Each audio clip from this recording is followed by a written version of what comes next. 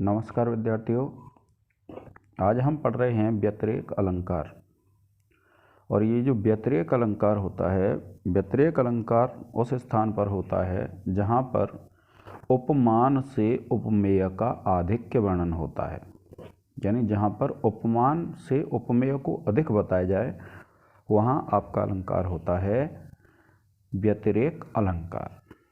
देखिए इसका लक्षण क्या दिया है कवि ने। उपमानाद यदन्यस्य व्यतिरेकः स एव सः। उपमानाद यदन्यस्य व्यतिरेकः स एव सः। अर्थात उपमान से क्या कहते हैं, उपमान की अपेक्षा उपमेय का आधिक्य अर्थात उत्कर्ष जहाँ पर बताया जाता है वहाँ व्यतिरेक अलंकार होता है।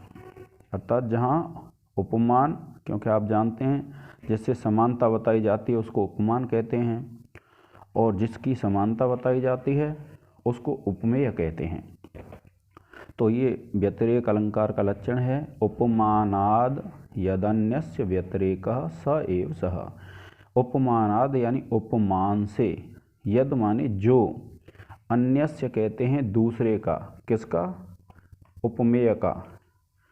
क्या कहते हैं कि उपमानाद यानी उपमान से, यद, यद माने जो, अन्यस्य माने अन्य का अर्थात दूसरे का, व्यतिरेक, व्यतिरेक कहते हैं विशिष्टेण अतिरेक अर्थात व्यतिरेक का तात्पर्य होता है आधिक्य, विशिष्ट रूप से आधिक्य जहाँ पर वर्णित होता है स एव सः, वही व्यतिरेक अलंकार होता है।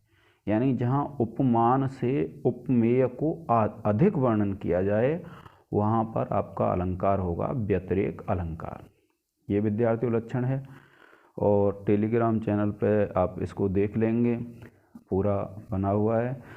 तो आपको सबसे पहले क्या करना है, आप लिखेंगे लक्षण और फिर लक्षण लिखने के बाद लक्षण का अर्थ लिखते हैं और अर्थ लिखने के बाद विद्यार्थियों हम लिखते हैं उदाहरण। अब देखिए यह इसका उदाहरण है कि दिशि मंदायते तेजो दक्षिणस्याम रवेरपि तस्याम एव रघुः पांड्याः प्रतापम न विसेहिरे। अर्थात दिशि, दिशि कहते हैं दिशा में, मंदायते माने मंद पड़ जाता है, तेजो माने तेज, दक्षिणस्याम दक्षिण दिशा में, रवेरपि, रवेरपि कहते हैं विद्यार्थियों, रवि कहते हैं हम सूर्य को। तो यानी जिस दक्षिण दिशा में, क्या कहा है, दिशि, दिशि कहते हैं दिशा में। क्या कहता है कभी कि दिशि दिशा में मंदायते मंद पड़ जाता है,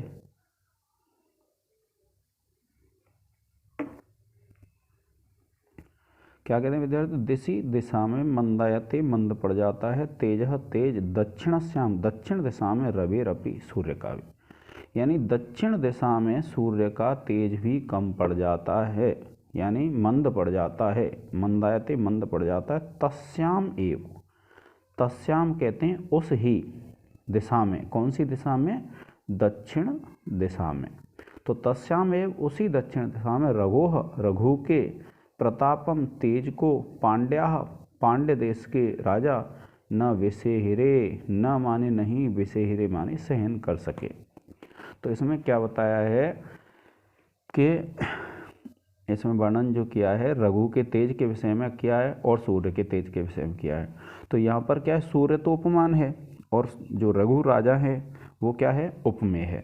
तो इसमें ये बताया है कि जिस दक्षिण दिशा में सूर्य का तेज भी, दिशि, दिशि से तात्पर्य दक्षिण दिशा, मंदायते माने मंद पड़ जाता है, तेजो माने तेज, दक्षिणस्याम दक्षिण दिशा में, रवेरपि सूर्य का भी, तस्याम एव उसी में अर्थात दक्षिण दिशा में ही, रघुः पांड्याः रघु के, पांड्याः कहते हैं पांड्य देश के राजा, प्रताप को न विसेहिरे सहन नहीं कर सके। इसमें ये बताया गया है कि जिस दक्षिण दिशा में सूर्य का तेज भी मंद पड़ जाता है, उस दक्षिण दिशा में जो राज्य कर रहे थे पांड्य देश के राजा, वे रघु के प्रताप को सहन नहीं कर सके। तो इसमें क्या बताया है, देखिए ये लिखा हुआ है, अत्र उपमान भूतात सूर्यात अपि, क्योंकि यहाँ जो उपमान भूत है वह कौन है, सूर्य है, तो इस सूर्य से भी रघोह प्रताप के रघु जो राजा है उसके प्रताप का अतिशय वर्णन मिलता है। यानी जो राजा रघु है उसके प्रताप का अतिशयता से वर्णन है। तो उपमान क्या हो गया? सूर्य, और उपमेय क्या हो गया? रघु। तो जहाँ उपमान से उपमेय का आधिक्य वर्णन होता है वहाँ कौन सा अलंकार होता है? व्यतिरेक अलंकार होता है। तो जब आप इस उदाहरण को लिख देंगे फिर इसका अर्थ लिखेंगे, और अर्थ लिखने के बाद हम लिखते हैं उदाहरण में लक्षण संगति। तो उदाहरण में जो लक्षण संगति है वह हमको यही लिखनी है जो नीचे लिखा हुआ है, अत्र उपमान भूतात सूर्यादपि रघुः प्रतापातिशय वर्णनम। तो इसका जो हिंदी अर्थ है वो क्या है? उपमान भूत सूर्य से भी रघु के प्रताप का अतिशय वर्णन होने से यहाँ व्यतिरेक अलंकार है। ठीक है विद्यार्थियों, इसी तरह से इसको लिख देंगे तो ये हमारा एक अलंकार पूर्ण हो जाता है। आज के इस लेक्चर में इतना ही। धन्यवाद। जय हिंद, जय भारत।